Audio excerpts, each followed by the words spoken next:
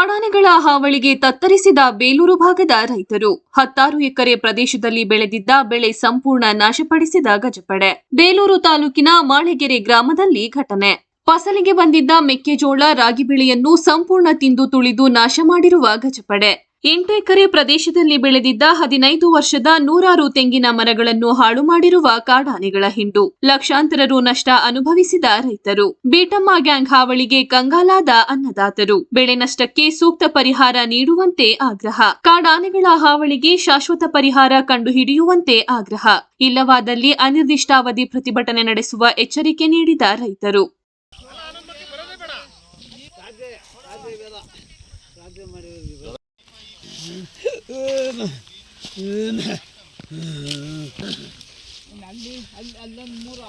ಈ ರೇಂಜಿಗೆ ತುಂಬ ಇದಾವೆ. ಪೂರ್ತಿ ಏನಿಲ್ಲ.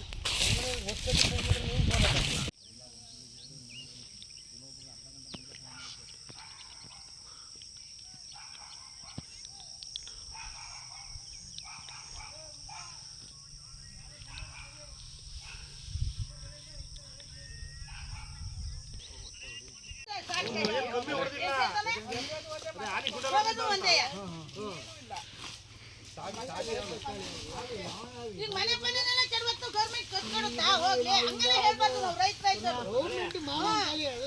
ಏನಾದ್ರು ಮಾಹಿತಿ ಕೊಡಬೇಕು ಗೌರ್ಮೆಂಟ್.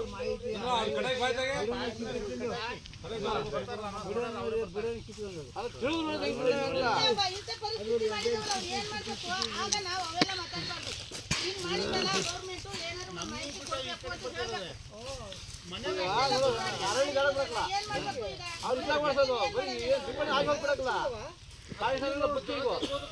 ಈ ಕೋಗಿಲಮನೆ ಗ್ರಾಮ ಪಂಚಾಯತ್ ಅಧ್ಯಕ್ಷ ಶಿವಕುಮಾರ್ ಮಾತಾಡ್ತಾ ಇರೋದು. ಆನೆಯಿಂದ 3 ತಿಂಗಳಿಂದ ನಿರಂತರವಾಗಿ ನಮ್ಮ ಕೋಗಿಲಮನೆ ಗ್ರಾಮ ಪಂಚಾಯತ್ ವ್ಯಾಪ್ತಿಯಲ್ಲಿ ನಿರಂತರವಾಗಿ ದಾಳಿ ಮಾಡ್ತಾ ಇದ್ದೇವೆ. ಇವತ್ತು ಸಾಮಾನ್ಯ ನಮ್ಮ ಹಿರೇಗೌಡರ ಮಗ ಗಿರೀಶನವ್ರದ ಒಂದು 8 ಎಕರೆ ತೆಂಗಿನ ಗಿಡ ಫುಲ್ ನಷ್ಟ ಆಗಿದೆ.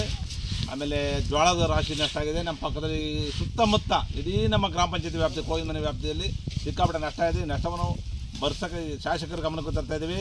ಮೊನ್ನೆ ಒಂದ್ಸರಿ ಸ್ಟ್ರೈಕ್ ಮಾಡಿದ್ದು DF RF ಅಲ್ಲಿ ಹೇಳಿದ್ರು ವಾರದೊಳಗೆ ಸ್ಥಳಾಂತರ ಮಾಡಿಸ್ತೀವಿ ಅಂತ. ಇದುವರೆಗೂ ಸ್ಥಳಾಂತರ ಮಾಡಿಸಿಲ್ಲ. ಆದಷ್ಟು ರೈತರಿಗೆ ಹೆಚ್ಚಿನ ಪರಿಹಾರವನ್ನು ಕೊಡಿಸಿ ಶಾಶ್ವತ ಪರಿಹಾರವನ್ನು ಕಂಡುಕೊಡ್ಬೇಕಾಗಿ ಕೊಡಿಸಲಿಲ್ಲ ಅಂದರೆ ನಾವು AC DC ಹತ್ರ DC ಕಚೇರಿ ಹತ್ರ ಧರಣಿ ಕೂರ್ತೀವಿ. ನಮ್ಮ ಸುತ್ತ ರೈತರೆಲ್ಲ ಸೇರಿ ಧರಣಿ DC ಆಫೀಸಿಗೆ ಕೂರಿಸಿ ಆಮೇಲೆ ನಮ್ಮ ಶಾಸಕರ ಗಮನಕ್ಕೆ ತರಬೇಕಾದೇನೆಂದರೆ ಶಾಸಕರು ಹೆಚ್ಚು ರೈತರಿಗೆ ಗಮನ ವಹಿಸಿ ತಾಲೂಕಿನಾದ್ಯಂತ ರೈತರ ಕಷ್ಟವನ್ನು ಆಲಿಸಿ ಇದಕ್ಕೆ ಶಾಶ್ವತ ಪರಿಹಾರವನ್ನು ರಾಜ್ಯ ಅರಣ್ಯ ಸಚಿವರ ಹತ್ರ ಮಾತಾಡಿ ಶಾಶ್ವತ ಪರಿಹಾರ ಕಂಡುಕೊಡ್ಬೇಕಾಗಿ ಕೇಳಿಸ್ತೀವಿ.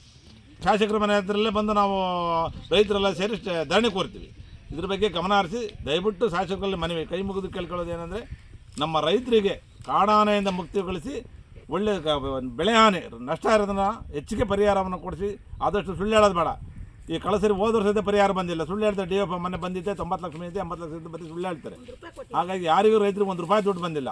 ಆದಷ್ಟು ಹೆಚ್ಚಿನ ಪರಿಹಾರ ಕೊಡಿಸಿ ರೈತರಿಗೆ ಒಂದು ಸಮಾಧಾನ ಹೇಳುವಂಥ ಕೆಲಸ ದಯವಿಟ್ಟು ಶಾಸಕರಲ್ಲಿ ಮನವಿ ಮಾಡಿ ಕೇಳ್ತೀನಿ, ಪರಿಹಾರ ಮಾಡಿಕೊಡ್ಬೇಕಾಗಿ ಹೇಳ್ತೀನಿ.